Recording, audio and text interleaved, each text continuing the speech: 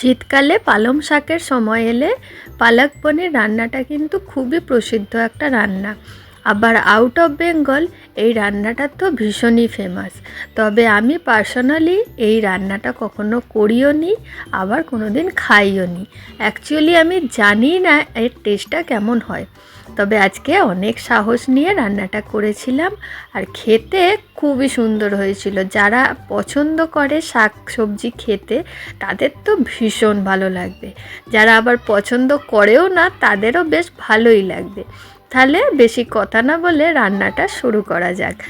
সবাইকে অনুরোধ করব ভিডিওটা অবশ্যই শেষ অবধি দেখবেন। তাহলে প্রথমে পালং শাকটা একটু সেদ্ধ করতে দিয়ে দিচ্ছি। এই সময় ভীষণ ভাব লাগছিল ক্যামেরাতে, কেন জানি না আজকে এই গন্ডগোলটা একটু হয়েছে। তবে এই রান্নাটা করা কিন্তু খুবই ইজি, দেখতে থাকুন তাহলেই বুঝতে পারবেন। পালং শাকটা সেদ্ধ করে একটু ঠান্ডা হতে সময় দেব। সবুজ রঙটা রাখার জন্য একটু বরফ জলে বা ঠান্ডা জলে ডুবিয়ে দিতে পারেন সঙ্গে সঙ্গে।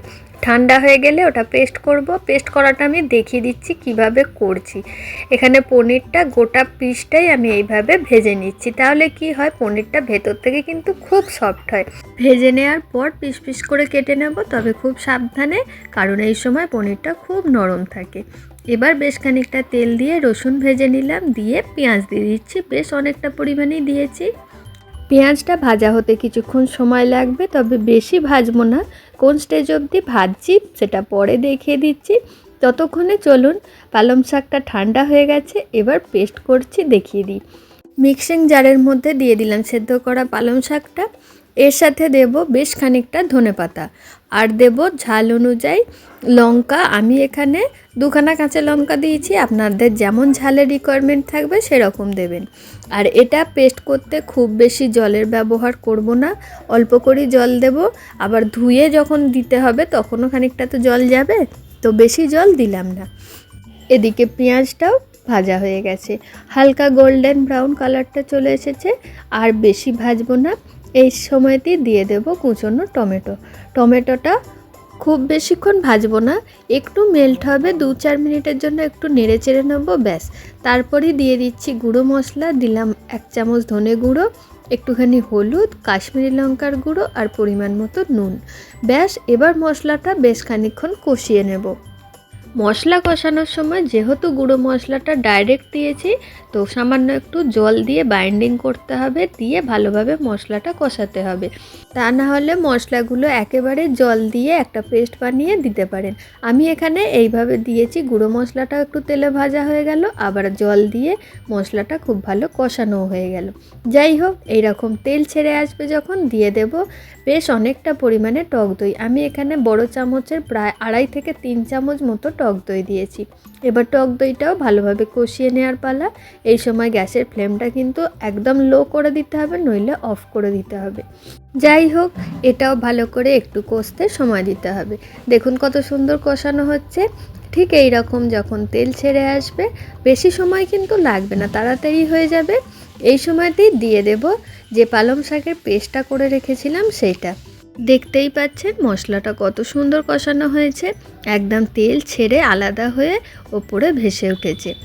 আর পালং শাকটাও এইভাবেই টাইট একটা পেস্ট বানাবেন, খুব বেশি জল জল বানাবেন না।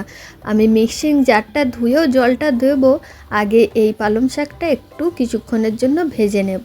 তারপরে মিক্সির জারটা ধুয়ে সামান্য পরিমাণে একটুখানি জল দেব, যাতে না খুব বেশিক্ষণ এটা কড়ার মধ্যে ভাজতে হয়।